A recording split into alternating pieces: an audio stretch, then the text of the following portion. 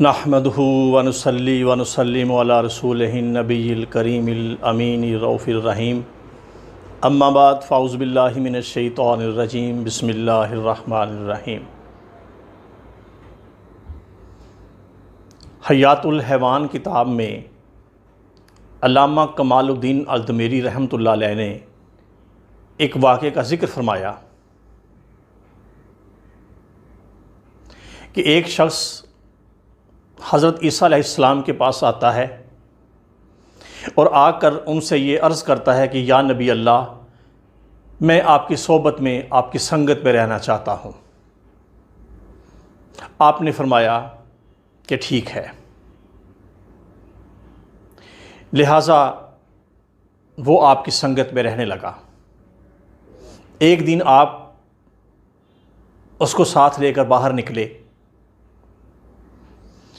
اور نہر کے کنارے بیٹھ کر آپ نے کھانا تناول فرمایا۔ ناشتہ دان میں 3 روٹیاں تھیں، ایک عیسیٰ علیہ السلام نے اور ایک دوسرے شخص نے جو آپ کی سنگت میں رہتا تھا اس نے کھا لی، بقایا 1 روٹی بچی۔ حضرت عیسیٰ علیہ السلام نہر کی طرف گئے، وہاں سے پانی پی کر واپس تشریف لائے۔ وہ جو 1 روٹی بچی تھی بقایا، وہ ناشتہ دان سے غائب تھی۔ آپ نے اپنی سنگی سے پوچھا کہ وہ 1 روٹی کس نے کھائی؟ تو اس نے کہا کہ مجھے معلوم نہیں۔ عیسیٰ علیہ السلام نے فرمایا کہ چلیے، وہاں سے آگے چل دیے۔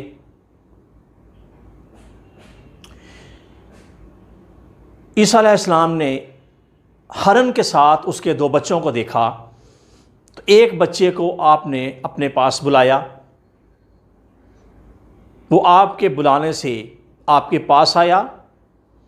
حضرت عیسیٰ علیہ السلام نے اس ہرن کے بچے کو ذبح کیا، ان کو پکایا اور دونوں نے مل کر اس کو کھایا۔ کھانے کے بعد حضرت عیسیٰ علیہ السلام نے اس کی ہڈیوں کو یہ فرمایا کہ قم بإذن اللہ، تو ہرن کا بچہ زندہ ہو کر کھڑا ہوا، اچھلتا کودتا جنگل کی طرف چلا گیا۔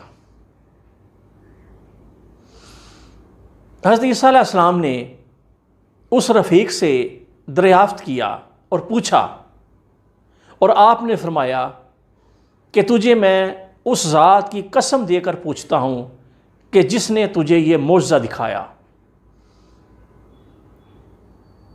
کہ تو بتا کہ وہ 3ری روٹی کس نے کھائی تھی؟ اس نے اس وقت بھی یہی جواب دیا کہ مجھے معلوم نہیں۔ حضرت عیسیٰ علیہ السلام نے فرمایا کہ چلو۔ آپ ایک میدان میں پہنچے۔ عیسیٰ علیہ السلام نے وہاں سے ریت اپنے ہاتھوں میں لی اس میدان سے، اور یہ فرمایا کہ اللہ کے حکم سے سونا بن جا۔ تو جس مقدار میں آپ نے اپنے ہاتھوں میں وہ ریت اور مٹی لی، اللہ کے حکم سے ناظرین وہ سونا بن گیا۔ کیونکہ آپ اللہ کے پیارے ہیں، اللہ نے انبیاء علیہم الصلاۃ والسلام میں ہر نبی کو معجزات عطا فرمائے ہیں۔ ہمارے آقا کریم علیہ الصلاۃ والسلام تو تمام انبیاء علیہم السلام کے معجزات کا مرکز ہے نا۔ مجموعہ معجزات انبیاء ہیں ہمارے آقا۔ اب جب حضرت عیسیٰ علیہ السلام نے اس مٹی اور ریت کو سونا بنایا، تو اب عیسیٰ علیہ السلام نے یہ فرمایا اس شخص سے کہ ایک حصہ میرا، ایک حصہ تمہارا، اور ایک حصہ اس شخص کا جس نے وہ 3ری روٹی کھائی تھی۔ ناظرین، لالچ اور حرص بھی کیا چیز ہے۔ اب وہ شخص بولا کہ یا رسول اللہ، وہ روٹی بھی میں نے ہی کھائی تھی۔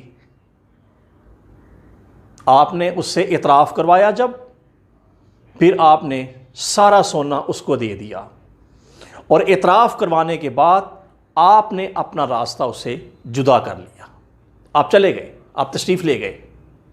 اب وہ شخص سونے کی حفاظت میں بیٹھا تھا کہ کچھ رات ڈھلے تو میں اس کو لے کر کسی محفوظ جگہ پہ پہنچوں۔ تو اللہ کا کرنا ایسا ہوا کہ دو اشخاص وہاں پہ آئے، اس نے دیکھا کہ اس کے پاس اتنا سارا سونا ہے، تو اس شخص کو مارنے کا انہوں نے قصد کر لیا، ارادہ کر لیا۔ اس نے کہا کہ مجھ کو مارو نہیں، اس کے 3 حصے کر لیتے ہیں، 2 حصے تمہارے اور 1 میرا۔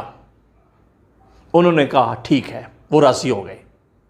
اس نے کہا کہ پہلے تم دونوں میں سے ایک شخص شہر جائے، وہاں سے کھانا لے آئے، کھانا کھا کر ہم تسلی سے اسے تقسیم کر لیں گے۔ اب ان میں سے ایک شخص شہر کھانا لینے کے لیے چلا گیا۔ اب وہ راستہ میں سوچتا گیا کہ کس طرح یہ سارا سونا میرے پاس آ جائے۔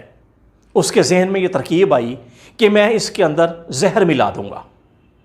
اب پیچھے ان دونوں نے یہ ارادہ کر لیا کہ جو ہی وہ کھانا لے کر آئے تو ہم دونوں اس کو قتل کر دیں، اس کو ہلاک کر دیں، اس کو مار دیں، تاکہ جو باقی بچے اس میں سے ہم آدھا آدھا کر لیں۔